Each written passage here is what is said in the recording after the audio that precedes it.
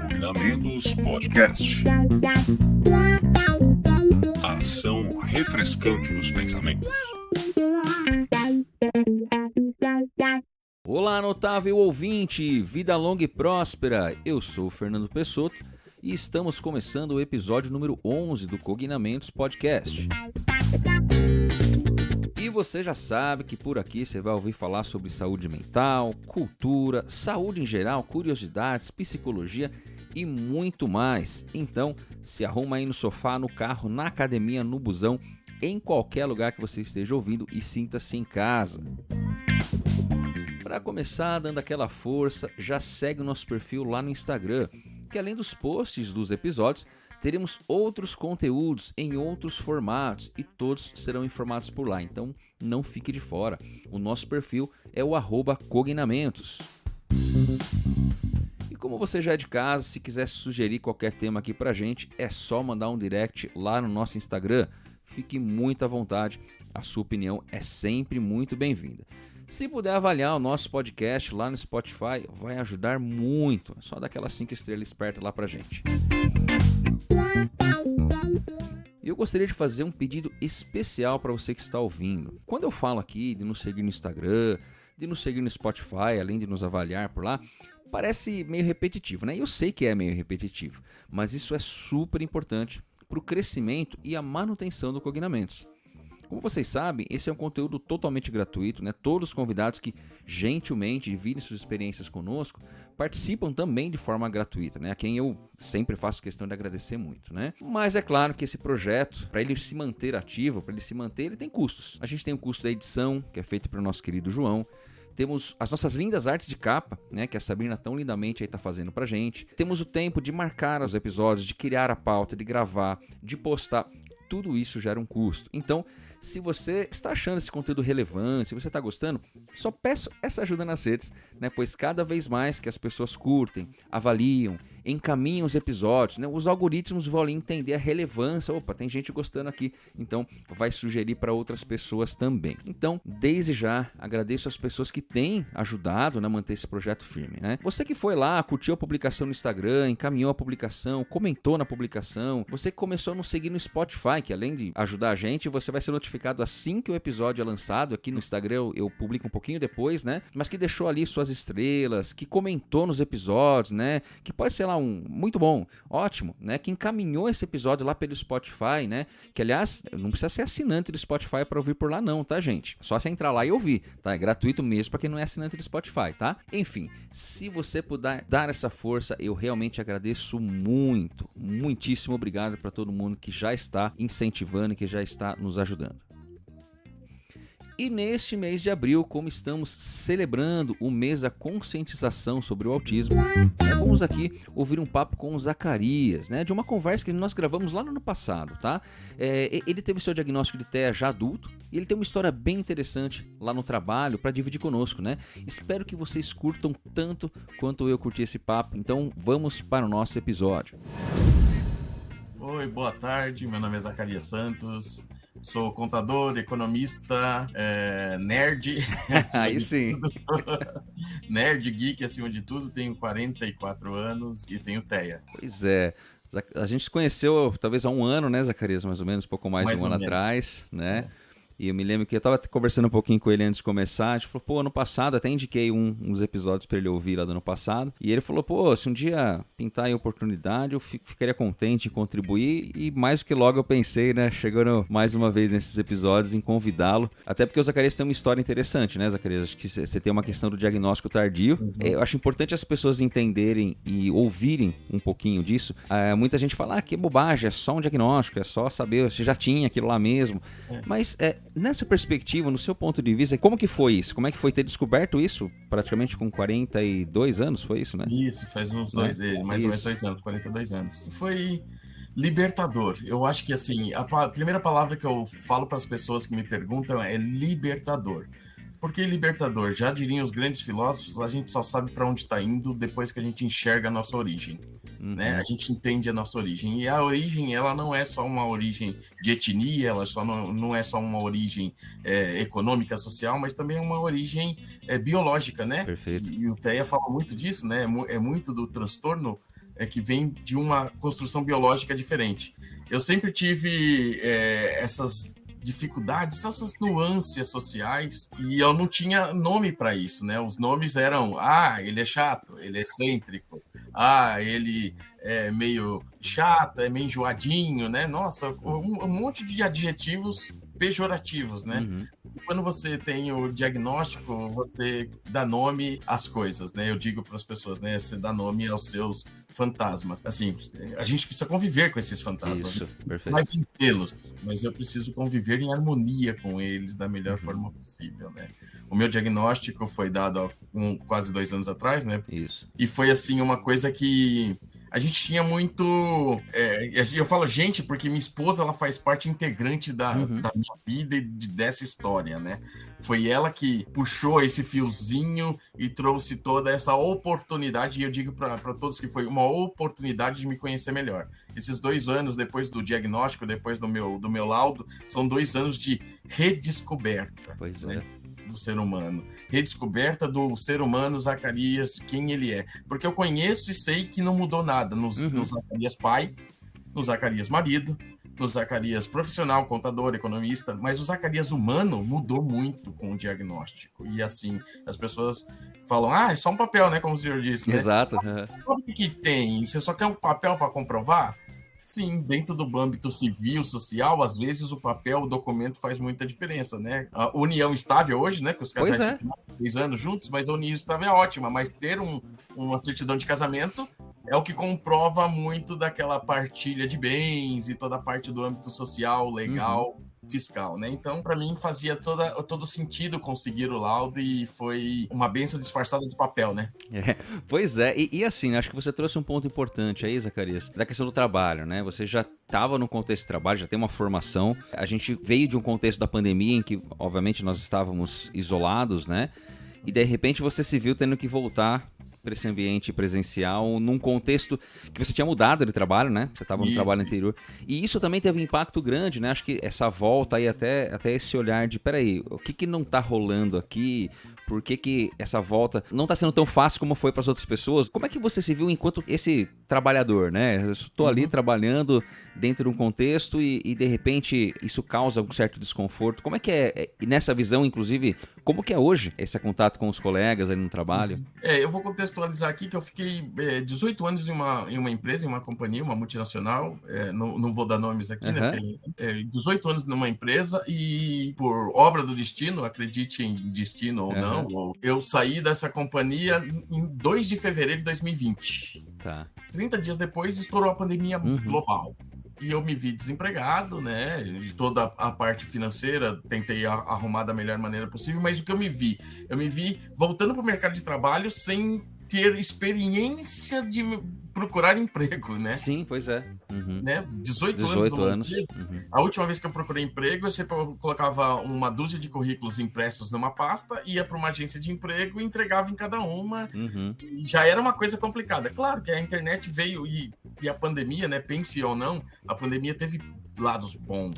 Acabou acelerando isso. Acelerou muito da parte da tecnologia remota, da tecnologia mobile, né? Isso foi bom para umas pessoas e não tão boa para outras. E para mim, num ponto de vista profissional, foi bom porque eu fui apresentado ao mundo do emprego online, né, do LinkedIn. Só para contextualizar, antes desses 18 anos de companhia, nos últimos 5 anos eu trabalhava remoto, né, home office. Eu trabalhava com o pessoal de América Latina, onde meu gerente ficava no México e meu diretor ficava em Sunnyvale, na Califórnia. Então, assim, onde eu estivesse logado, tudo bem, né? Eu já estava habituado com esse mundo do home office. Quando ninguém falava em home office, as pessoas falavam, nossa, que privilégio, você trabalha em casa? Não, então você não trabalha. Isso. Depois de 10 meses, eu entrei numa outra empresa, uma multinacional também chinesa, no quanto ainda estávamos no período de pandemia, ainda estávamos no período de isolamento. Alguns meses depois, eu acho que pouco menos de 1 ano depois, eles fizeram a volta gradativa aos escritórios. E aí que veio a chave para todas as coisas. Eu me vi muito ansioso, síndrome de pânico, ter que voltar, sociabilizar, falar com as pessoas, me portar em escritório, pessoas que eu não conhecia, né? Porque aos 18 anos eu convivia com pessoas que eu já conhecia há muito tempo, entravam e saíam pessoas, mas eu estava naquele ambiente seguro. E foi aonde tudo mudou, eu comecei a entender que a saúde emocional, ela tinha que ser tratada naquele momento, né? Foi onde eu falei para minha esposa que eu precisava de um psicólogo, eu precisava de um psiquiatra, eu precisava de um profissional focado nisso para entender. E ela disse, falou, você vai encontrar coisas que você não quer ouvir. Não, ao contrário. Agora, nesse momento, eu quero ouvir. Para dizer da minha história, assim, minha esposa, ela é psicopedagoga, trabalha numa escola do estado de São Paulo, aqui no bairro de São Paulo. Ela já tinha o diagnóstico antes de qualquer profissional. Ela já desconfiava, né, Zacarias? Sim, porque ela trabalhava com crianças com espectro e ela teve aulas na pós-graduação direcionadas ao espectro autista. E aí ela voltou para casa, isso meados de 2016, 17. Falou, nossa, tive uma aula hoje e você tem muito do que a gente tratou na aula. Foi como? Não, esse isolamento social, um pouco de querer sempre as mesmas coisas, o paladar seletivo e coisa e tal. Eu falei, não, você tá louca, não tem nada disso, né? Eu sou só um cara excêntrico. E aí, para ligar todas as coisas, foi quando eu falei, não, eu vou atrás. E aí, né, por obra do destino, queiram alguns acreditaram ou não, quando eu fiz toda a parte de testes, toda a parte dos métodos para chegar até o meu diagnóstico e descobrir que eu tenho TEA, né, transtorno de espectro autista, de nível de suporte 1. Depois disso, como um bom nerd, eu saí olhando... Saiu procurando tudo. Estudando artigos, especialistas, youtubers e isso e aquilo para entender melhor. Cara, e legal você trazer isso, assim, nessa busca, assim, porque você falou, é o mesmo Zacarias lá, trabalhando, pai, marido, né, mas você foi buscar informação, né, você foi buscar outras referências, você deve ter encontrado outras pessoas que, inclusive, nesse meio, ou dentro do que você gosta, né, de games, por exemplo, tal. O que você encontrou nessa sua busca, assim, o que mudou, ou que informação foi importante nesse momento para você? Assim, primeiro, uma das referências maiores dentro da cultura pop, geek, né, dentro do cinema, foi o personagem Sheldon Cooper, do Big Bang Theory. Bazinga. Eu não sou nem um décimo de inteligente quanto ele, mas eu tenho muitos trejeitos dele, né, o meu lugar no sofá, sempre, às quartas-feiras é pizza, aos domingos macarrão, sabe? Você também tem um lugar no sofá, Zacarias? Tenho. Nem o cachorro senta no meu lugar no sofá. You're in my spot. Eu tenho meu lugar no sofá, né? My spot, como ele diz em inglês, né? Isso. Eu tenho o meu lugar e tenho essas manias, né? Às quartas-feiras a gente come pizza, aos domingos macarrão, tem que ter, né?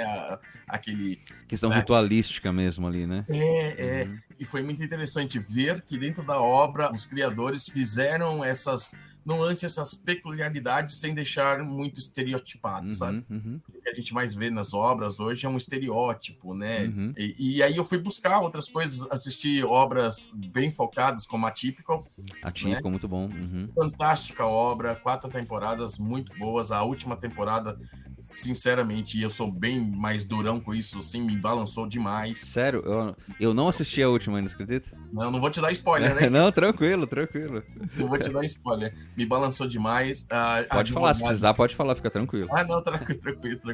Advogado Extraordinário, que é um dorama sul-coreano, muito conheci bom. Recentemente, eu não assisti ainda, conheci recentemente, uns alunos me falaram. Tem bastante, tá na minha lista já pra assistir.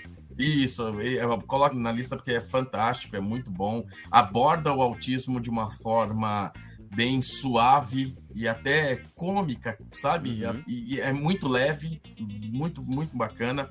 Young Sheldon, né? Que é o prequel do Big Bang Theory. E lá, sim, ele tem bastante passagens da vida dele na qual o espectro autista se destaca dentro toda aquela necessidade de crescer, aprender, socializar, né? E é bem bacana. E, assim, os canais de YouTube que eu fui atrás, que eu fui lendo, me encantei por neurociência. Eu sou suspeito de falar de neurociência.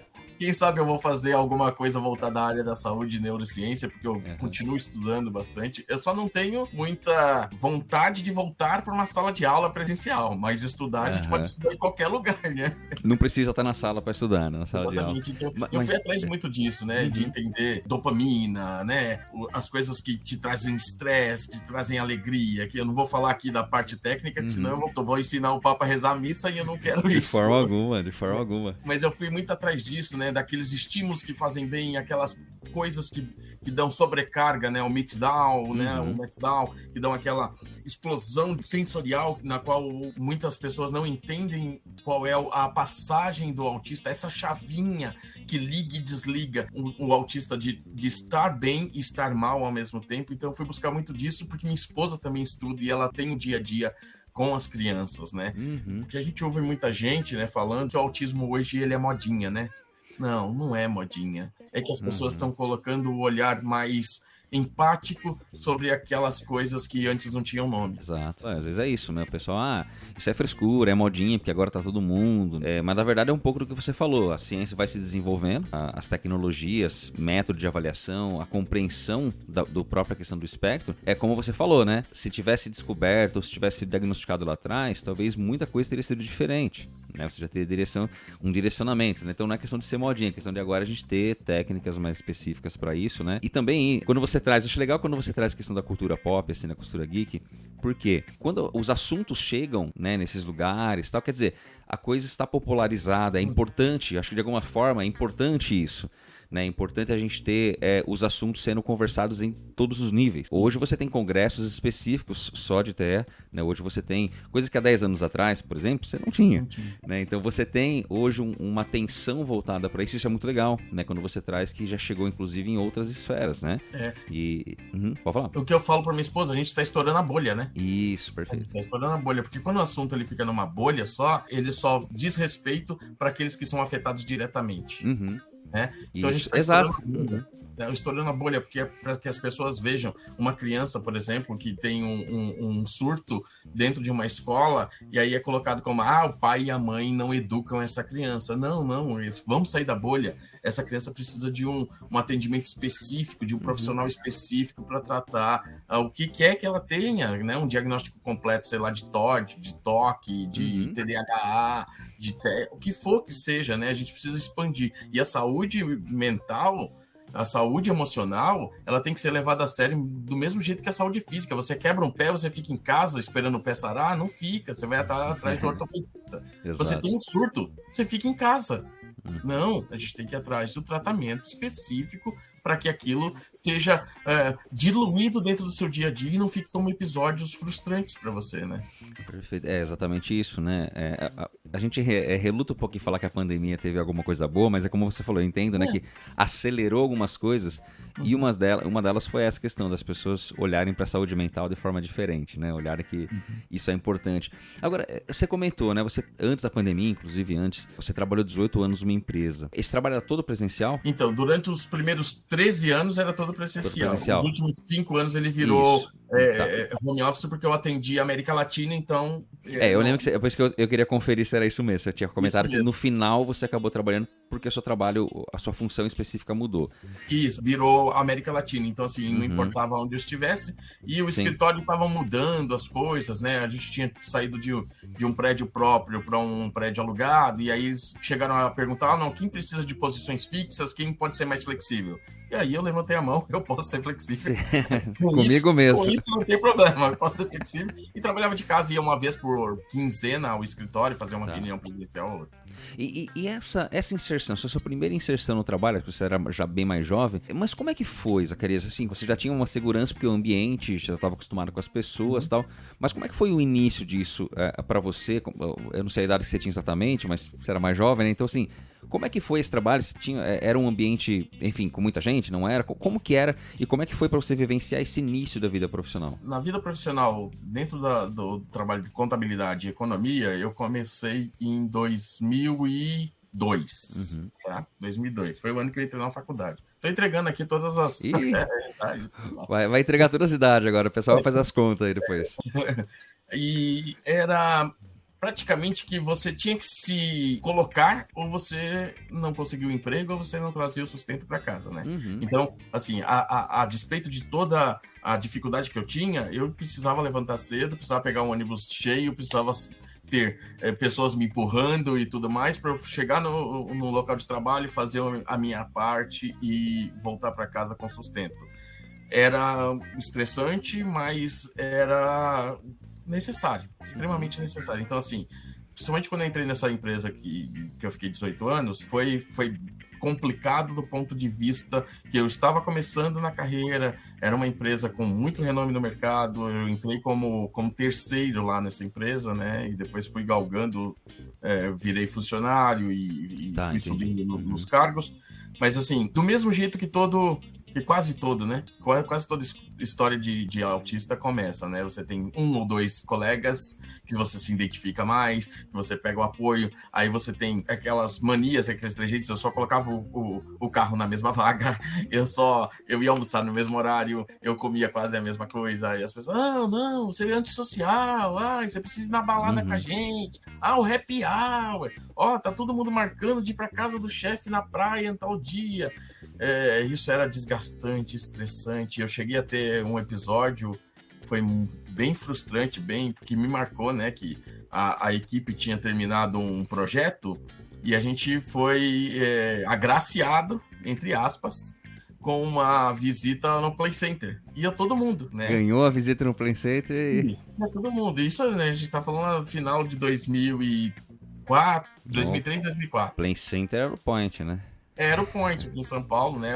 É mais ou menos como é o Hop Hari, né? O Hop Hari nos tempos áureos. E assim, eu não queria ir. Por quê? Porque toda equipe, muita gente num ônibus fretado, tudo bem, mas eu não queria ir, porque eu não queria ir para aquele monte de barulho. Eu já fui várias vezes no Play Center, mas fui com a minha esposa, com os meus colegas, né? Um grupo menor, com pessoas mais controladas. Um grupo menor, né? Com aquelas pessoas que você tem a segurança, né? E eu não queria ir. E eu falei, olha, eu não vou ir. Falei para o meu gerente, eu não vou ir, eu tenho um compromisso. Não, você tem que ir, porque já pagaram para você.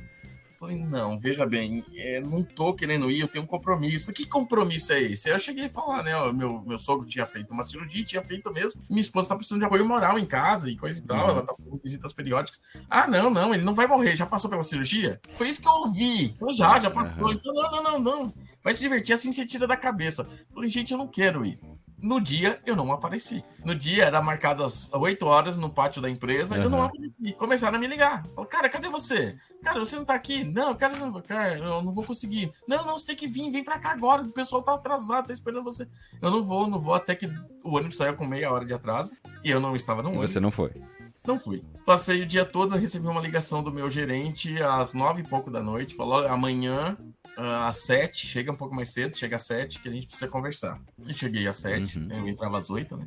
Cheguei às 7, tava ele e uma pessoa da RH dizendo, a gente tá pronto pra te mandar embora, dá uma boa desculpa. Eu não tenho desculpa, eu só não consigo ir, não quero ir, não estava preparado para ir psicologicamente. Aí quando eu falei a palavra psicologicamente, a moça do RH fez, tá, então a gente precisa conversar, né? Olha, veja bem, você tem faltado nas reuniões de grupo, você não tem ido. Quer dizer, não foi só a viagem, né? Teve outros momentos em grupo. Por exemplo, assim, um almoço em grupo. Aí eu botava reunião nesse horário. E botava reunião com o México. Dane-se que é almoço. Isso, eu colocava reunião com o México, colocava reunião com o pessoal de Houston, que era outro fuso horário. Dizer, o pessoal só tem esse horário para me atender. É os truques, né? E tem um manejo ali, né?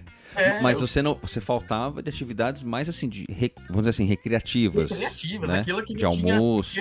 Realmente cunho profissional de entrega, sabe? Eu sempre fui muito responsável na parte profissional de entrega, mas a parte social eu não conseguia fazer. No entanto, que teve esse episódio e eu falei, gente, não adianta. E aí eu tentei ser mais polido possível e dizer, não adianta me forçar a fazer isso, que eu não consigo. Aí a moça do RH falou assim pro gerente, olha, então avalia ele nos próximos 6 meses, se voltar a acontecer, a gente conversa. Então eu saí dali de quase demitido para vamos dar uma nova chance para ele. E nesse meio do caminho, esse gerente saiu, o outro que entrou não era tão sociável assim, e a coisa fluiu, e foi. Graças a Deus. Mas na saída desse gerente, também é até engraçado que na saída desse gerente fizeram um quadro para ele com fotos e montagem das pessoas. E aí a moça da secretária que estava fazendo a montagem falou assim: ai, não tem uma foto do Zacarias, ele quase nunca está. Aí perceber? Não perceberam, assim, tipo, aí, tá vendo como você é antissocial? Sim. Você não tá em nenhuma foto de grupo, né? Então, assim, era difícil.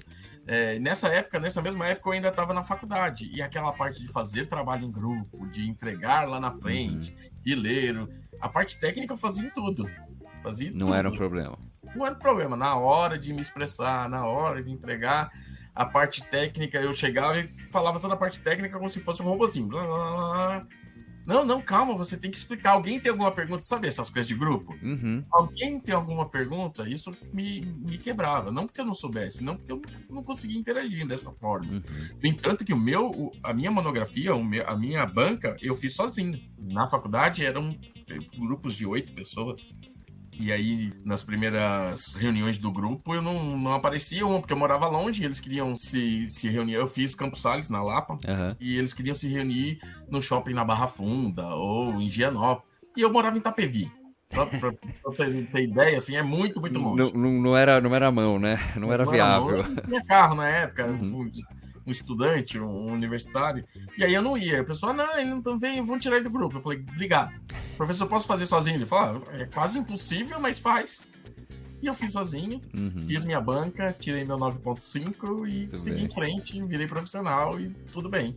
E sempre foi fazendo e tendo alguns tipos de truques para transpassar essas barreiras que me davam dificuldade no dia a dia, né? Inclusive, né, o doutor até bem sabe, eu tinha dislexia e tenho descalculia. Isso. Aí você falar para um contador, você tem descalculia?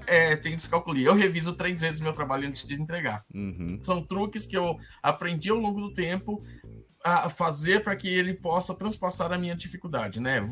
Muita gente está nos ouvindo agora, né? Você jovem que acha que não dá, eu não consigo, não dá. Dá sim. Dá sim, a gente tem várias ferramentas boas, eu até falo na minha terapia, que é assim, faça uma analogia, você tem uma bancada com 3 pessoas, você é a do meio, todos têm que pregar um prego, todos têm na sua ferramenta martelo e prego, você abriu a sua caixa de ferramenta, tem um parafuso e uma chave de fenda, dá para fazer, você vai pregar do mesmo jeito o objeto, mas você vai fazer de outra forma. Então pense nisso, a sua caixa de ferramenta, ela tem muito mais ferramenta do que os outros, porque nossas sinapses, elas disparam com muito mais velocidade, a gente tem muito mais percepção do mundo à nossa volta, então use essas ferramentas ao seu favor. Eu estou aprendendo e aprendi muito a usar essas ferramentas ao meu favor. Perfeito. E eu acho isso que é legal, Zacarias, porque assim, do ponto de vista técnico-teórico, a gente fala disso, a gente sabe, né? Eu estava revisando uma aula que eu vou dar no fim de semana agora, também sobre transtorno de aprendizagem, sobre questões, enfim, dislexia, descalculia, TDAH, a gente vai falar um pouco disso. A gente sabe disso, mas é importante a gente ouvir, inclusive, né? O relato é que assim, não é simplesmente uma coisa teórica ou estudo, mas que assim, não, isso aqui é o que eu faço na minha vida. Né? Você identificar o seu perfil, né? Você identificar o seu perfil e trabalhar a partir dele, com as suas ferramentas, como você trouxe, né? Eu acho que isso é bastante importante. E tem um outro ponto que você falou da sua esposa, né? Acho que vocês têm aí... Quantos anos de casados, Zacarias? 25 anos. 25? Faz um tempão já. Bodas de prata, 25 já, né? Não? Isso. Eu acho interessante porque ela é da área da educação, né? Então tem esse conhecimento. Mas sempre foi muito uma relação assim, de cumplicidade, né? Porque uma das coisas que a gente fala é rede de apoio, né? Dentro da questão, geralmente são os pais, né? Ali na criança, né? Grande parte das vezes é a mãe, mas os pais de forma geral. E como é que você vê essa rede de apoio no seu caso? Claro que a sua esposa acho que tem um papel fundamental nisso, né? Te dando suporte e tal ali. E como é que você percebe isso como estratégia, né? Esse ponto como estratégia? Essa rede de apoio, eu posso, mais uma vez, né, corroborando ao seu comentário, ela é essencial pro portador de TEA, para quem tem transtorno do espectro autista, porque a minha rede de apoio, ela iniciou com a minha avó, na qual fui criado do 0 aos 7 anos. Olha só. E ela não sabia, é uma pessoa muito simples, mas ela me deu muitos estímulos que fizeram a diferença total para eu ser uma pessoa que sou hoje. Eu falo para minha esposa, né? Eu sou o construto de pessoas que passaram pela minha vida, né? A minha avó foi a primeira, e eu vou contar até chegar na minha esposa. Minha avó foi a primeira, ela me dava materiais pedagógicos, ela trabalhava no Hospital das Clínicas, na ala infantil, como faxineira. Então, assim, ela via os médicos tratando, né, falando com as crianças, e trazia alguns brinquedos pedagógicos, algumas coisas, né, material dourado, Ela via eles adorado. usando e levava lá. Uhum. Isso. Olha, vai jogar isso aqui fora? Não, eu vou levar para o meu neto. Então ela me dava estímulos. E quando ela não trabalhava, ela ficava em casa, ela fazia doce para vender, essas coisas, né? E eu ficava sempre com ela. Então eu aprendi a cozinhar com ela de forma empírica. Olha só. E aliás, né? você é um cozinheiro de mão cheia aí, né? O pessoal que tá ouvindo não sabe. Mão cheia eu não sei, né? Mas que eu me arrisco, eu arrisco bem. Esse é um dos meus hobbies que eu gosto bastante. Eu gosto de cozinhar e é muito, muito interessante. E eu me expresso dessa forma, as pessoas, nem todo mundo entende. Aí na cozinha eu me sinto bem.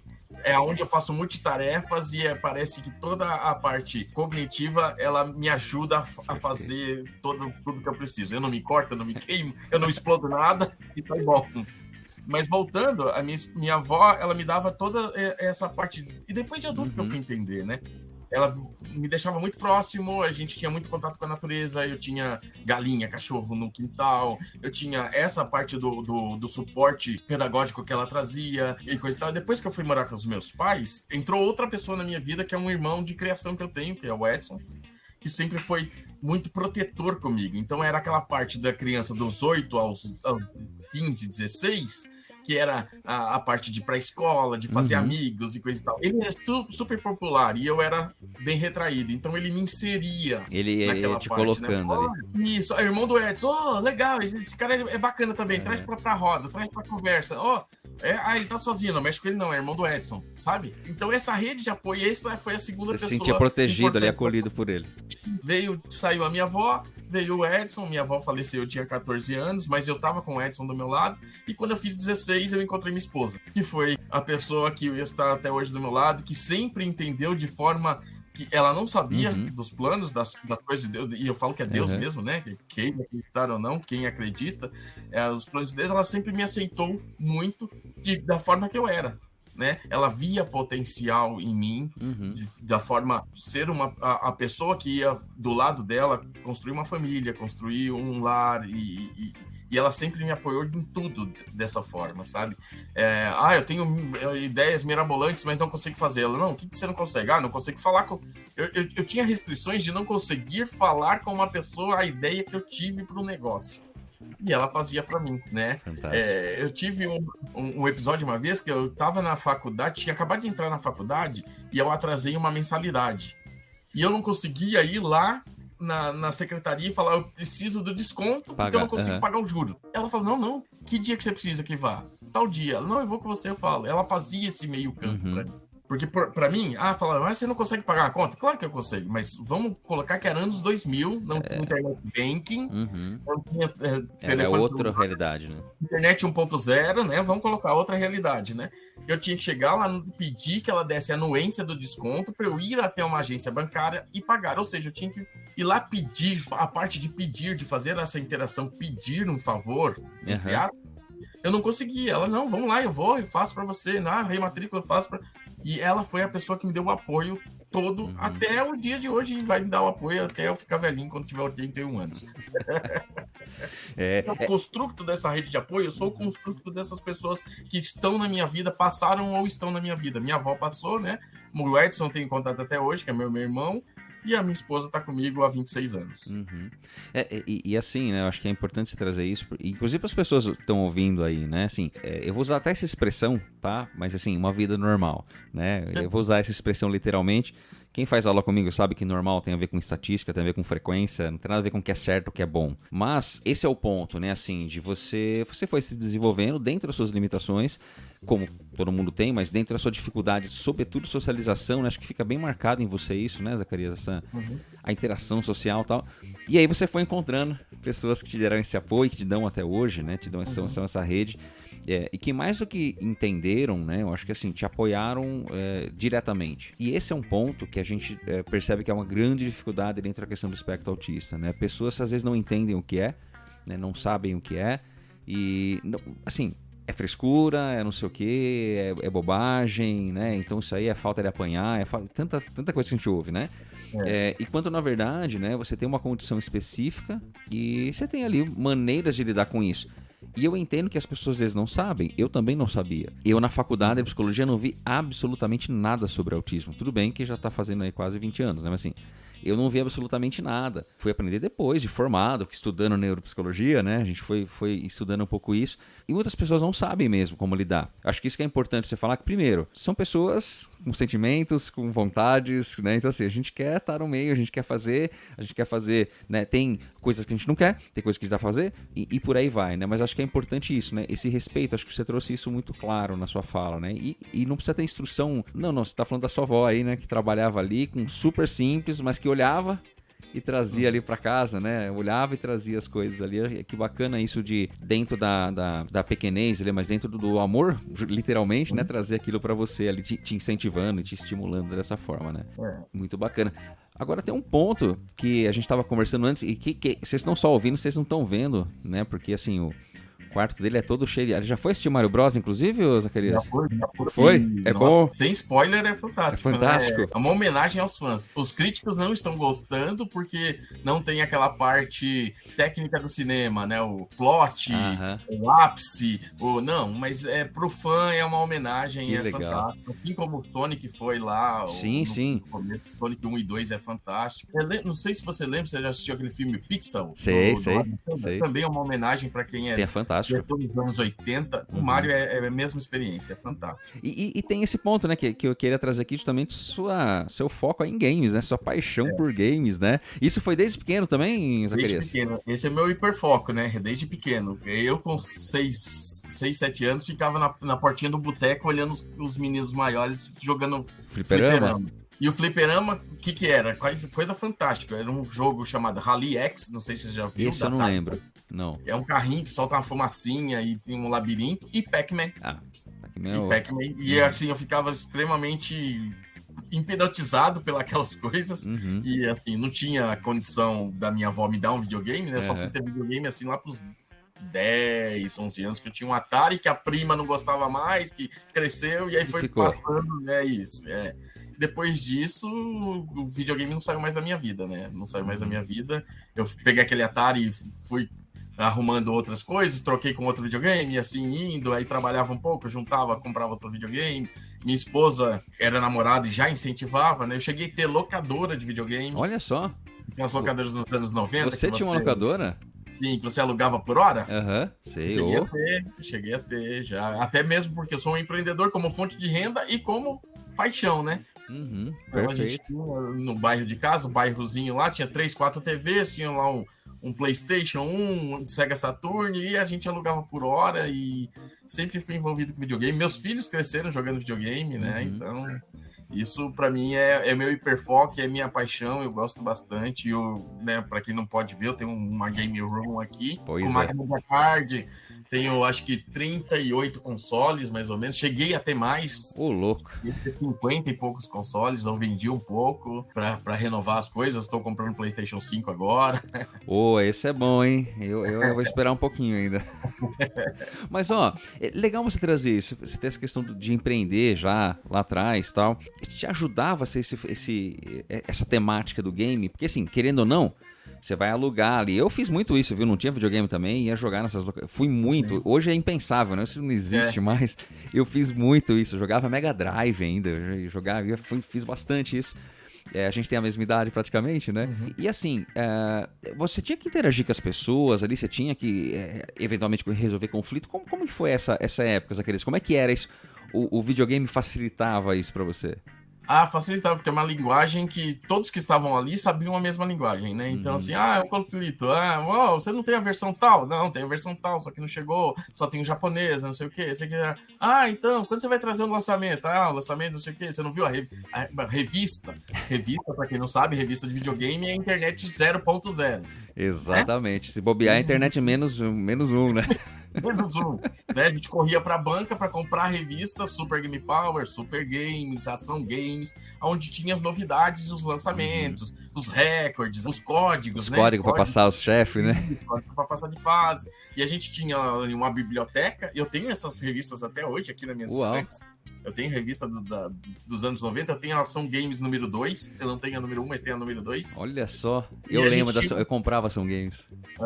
A gente tinha uma pequena biblioteca que a gente deixava a molecada dar uma olhada e coisa e tal, ver os códigos, e a gente sempre nessa linguagem dos jogos, né? Um ou outro conflito de, ele derrubou o controle, esse aqui não quero jogar, uma coisa e tal. Meu irmão mais novo, que é o Arnaldo, ficava junto comigo, ele mediava esses conflitos, assim, mais truculentos, porque eu tenho 1,65 m, meu irmão mais novo, era mais alto que eu já. Ele resolvia essa questão de conflitos pessoais ali, um pouco como segurança. Quando chegava mais nesse ponto, ele assumia. Isso, ele assumia. Eu fazia a parte comercial e financeira da coisa Desde cedo, então, eu já gostava disso, né? Não sabia, né, que ia trabalhar com finanças. Não sabia que ia trabalhar com finanças, eu já fazia a parte financeira, contabilidade, gestão, planilhas e tudo mais, né? E você tem uma coisa muito de assim, né? Você se gosta, não só com games, mas você falou com cozinhar também, né? Ou com a própria questão, descobriu o diagnóstico e tal, você vai atrás da informação, né? Claro que hoje é mais fácil, né? A gente sabe, por causa da internet e tal, mas você se propõe a entender, a ir buscar, você é bem motivado a isso. Isso também é algo que te move bastante, né? Isso que o doutor falou é exatamente, motivação. Eu não me descrevo como autodidata, mas é a motivação, porque eu me motivo por conhecer aquilo e eu vou atrás.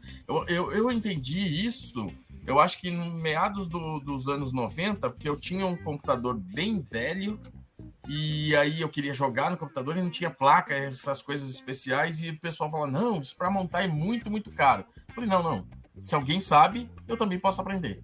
E fui atrás eu fiz Instituto Universal Brasileiro. Nossa, é o primeiro curso online antes da internet, né? Nossa, esse podcast tá virando meio nostálgico, né? Olha, vai ser mesmo, viu? Então, eu fiz uma correspondência ao Instituto Universal Brasileiro, veio uma apostila de como montar seu computador e eu aprendi a montar computador ali. Fui atrás das peças na Santa Efigênia e coisa e tal, e montei um computador gamer. Famosa Santa Efigênia. 97, 98, mais ou menos. Então, e aí eu entendi que eu podia aprender o que eu quisesse aprender, o que eu tivesse vontade de aprender. E aí vem a parte das dificuldades de um portador de TEA, né, de um espectro autista. Precisa dar motivação. Você vai ter que aprender história barroca. Não é o que eu gosto. Não há qualquer motivo para a ação para isso, né? Exatamente. Literatura pan-germânica. Não é o que eu gosto. Não vai rolar. Então, assim, eu preciso ter a motivação suficiente para colocar aquilo como foco, como alvo, né? Como alvo. E se virou alvo, pronto. Aí eu vou atrás até conseguir ter a abrangência suficiente de informação. E aí aquilo, uma coisa também, né? As pessoas podem estar ouvindo isso aqui e falam assim, nossa, mas ele se comunica tão bem. Mas eu tenho que me comunicar muito bem, me aprender a comunicar bem nas palavras para poder ser ouvido, né? Para poder conseguir as coisas. Então, e isso faz parte de toda essa jornada, né? E tudo isso, sobretudo, num momento mais inicial, com um custo mais alto, né, Zacarias? Acho que tem uma questão que você traz aí, a exposição, você fala da escola, da faculdade, de ter que apresentar trabalho, ter que responder pergunta, eu estou usando a palavra ter porque hoje, inclusive, essa é parte do método, né, educacional, né? Ter que interagir, ter que expor. Isso sempre exigiu muito de você até hoje, né? A gente tá falando de trabalho, né? Até hoje, né? Hoje você, praticamente o trabalho é home office, você faz alguns dias presencial, é isso, né? Isso, eu vou uma vez por semana pro escritório. Mas assim, né? Você sabe, você falou, né? Você aprendeu a lidar porque você se conheceu, você entende seu perfil. Você tem uma questão do raciocínio lógico, assim, bem destacado, né? Você vai, olha, quer entender o porquê das coisas, quer fazer as ligações das coisas, né? Mas justamente porque você desenvolveu isso, né? Você desenvolveu essa maneira, inclusive, de lidar com as pessoas, né? Inclusive de lidar com as pessoas. Na dificuldade, você vai atrás de alguns mecanismos, de algumas ferramentas que te fazem entender que aquilo é possível ser traspassado, né? Aquela dificuldade é possível ser traspassada. Então, assim, a dicção você tenta melhorar um pouco. Uma coisa que minha esposa me ensinou, né, mais uma vez, que ela já estava no ramo de pedagogia. Entonação de voz. Quando você quer que a pessoa ouça uma informação que você está passando, a entonação de voz faz toda a diferença. Falar baixinho, que eu queria, que você queria. Não vai fazer a pessoa prestar atenção em você. Então, assim, eu sempre estou me policiando e usando técnicas para poder transpassar as minhas dificuldades, né? Eu aprendi mesmo. E aí, assim, desculpa o termo, na porrada, né? Porque não tem um facilitador nesse sistema, né? O sistema, ele é muito duro com você. Então, assim, principalmente um portador de TEA dentro dos anos 90, 2000, tendo que se virar sozinho sem ter um diagnóstico. Então, assim, foi nesse tipo de coisa que eu aprendi. E hoje ainda aprendo com profissionais, que eu faço psicoterapia todos os dias, tenho um acompanhamento psiquiátrico, aprendo novas técnicas para conseguir fazer o meu trabalho da melhor maneira possível. Hoje eu tenho um cargo de gerente, eu preciso gerenciar pessoas, eu preciso dar palestras, eu preciso fazer apresentações, e eu aprendo novas técnicas. A última técnica que eu aprendi, que eu estava no Rio de Janeiro, tive que fazer uma palestra para 30 e poucas pessoas, a minha psicóloga falou assim, é o seguinte, você está com medo? Eu falei, tô, mas eles não sabem disso. Eu falei, por que sabe disso? Guarda o medo para você e vai assim mesmo. E como é que foi?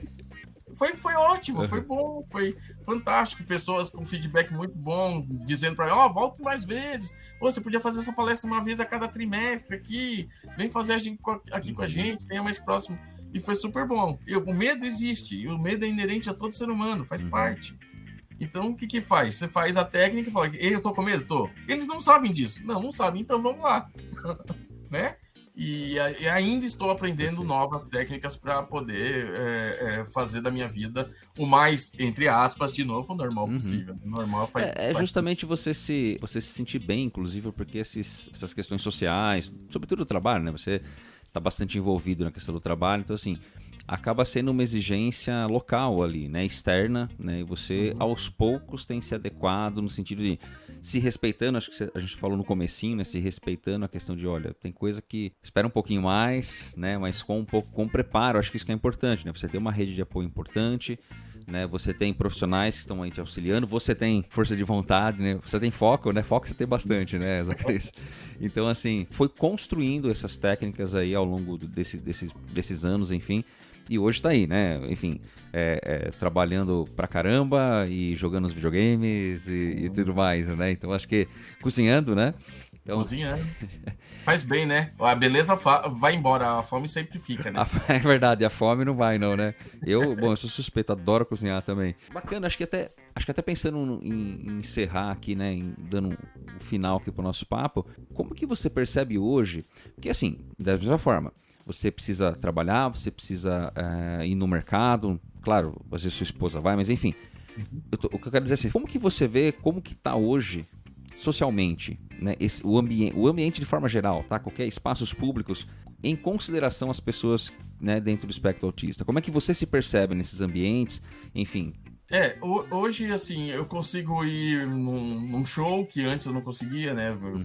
Mais uma vez, a gente tá junto aí, minha esposa, há 25 anos, e ela tinha esse tipo de reclamação durante todo o período. A gente nunca foi no show, a gente não foi... Porque eu não gosto de ambiente escuro, barulhento, ruidoso e com um monte de flash. Então eu tinha mais dificuldade. E hoje, e o relacionamento, não tô aqui para dar dica de relacionamento, mas o relacionamento é um ganha e ganha, né? Quando você cede, você tá ganhando, quando a pessoa cede... Eu vou a alguns shows e ela tá sempre ali como apoio, fala, olha, se tiver ruim, se tiver ruidoso, a gente pode sair.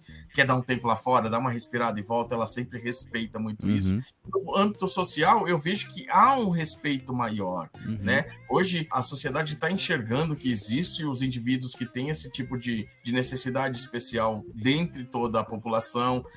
Por exemplo, eu frequento muito aqui o Shopping Tietê Plaza, eles têm até vaga de estacionamento dedicada para portador de TEA, então assim, muito, muito, muito bom. Pessoas com o cordão, o crachazinho, né? O cordão com quebra-cabeça ou girassol, são identificadas no meio da multidão. Quando você vai num supermercado, se você tem alguma necessidade, tem pessoas, dependendo do supermercado de rede grande, né? Pessoas que dão auxílio ali para você. Então, assim, as coisas estão mais suaves, fáceis não são, né?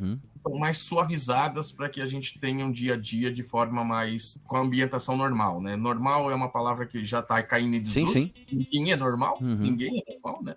Então está caindo em desuso, mas a ambientação ela tá ficando mais suavizada, né? Eu entendo, grandes shows, né? Você já tem protetor auricular, né? Eu fui no show do Skank, há uns 4 ou 5 meses atrás, tinha um protetor auricular para você usar, se tem muito barulho, coisa e tal. Então, assim, as coisas estão ficando mais suaves, né? E é isso, e realmente isso tem que fazer parte da sociedade, essa parte da empatia, de entender que as pessoas têm necessidades especiais, seja elas de mobilidade, sejam elas cognitivas, sejam elas de cunho psicológico, e a gente tem que se colocar no sapato do outro, né? Sim, exato. Você falou a questão que às vezes, isso eu já ouvi bastante, essa questão de vaga, né? E não são todos os lugares que tem, mas uma vaga destinada, né, a pessoas dentro do espectro autista. Muita gente fala, que bobagem, né, porque não tem problema de andar, por que precisa ter uma vaga perto, né? Mas você falou lá no começo, quando você ia trabalhar, né, e às vezes uma criança que chega lá para o tratamento, se não para naquela vaga, a criança não sai do carro, ela vai entrar, vai ter uma crise, ela vai, né, chorar, ela tem que ser aquela vaga. Nós já tivemos que pedir para pessoas tirar o carro, por favor, você pode tirar o carro, porque aquela pessoa tem que parar naquela vaga. Então, assim, o quanto é importante, pequenos gestos, né, pequenas questões,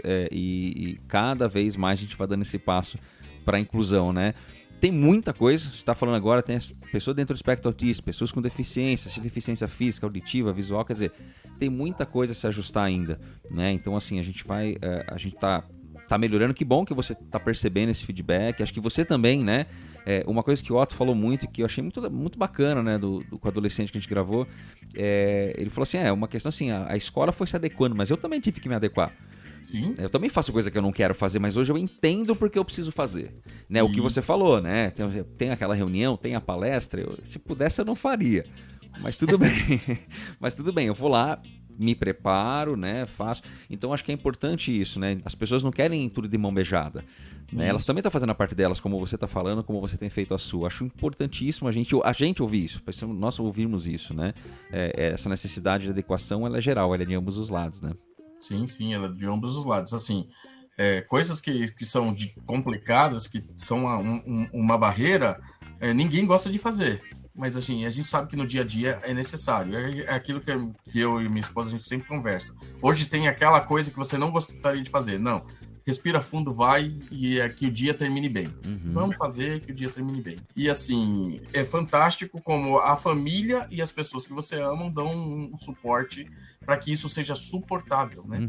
Suportável no nosso dia a dia. Sim, perfeito. Pô, Zacarias, nossa, que papo, eu ficaria aqui tempão, sei que você tá aí com o tempo contado aí também, né? Mas primeiramente já, indo pro nosso final aqui, agradecer a sua participação. Pô, que bacana, eu acho que tenho certeza, né, as pessoas ouvindo aqui, o quanto é gostoso, né, a gente poder abrir espaço e poder conversar com pessoas diferentes. É muito bacana a gente sempre vivenciar essas experiências.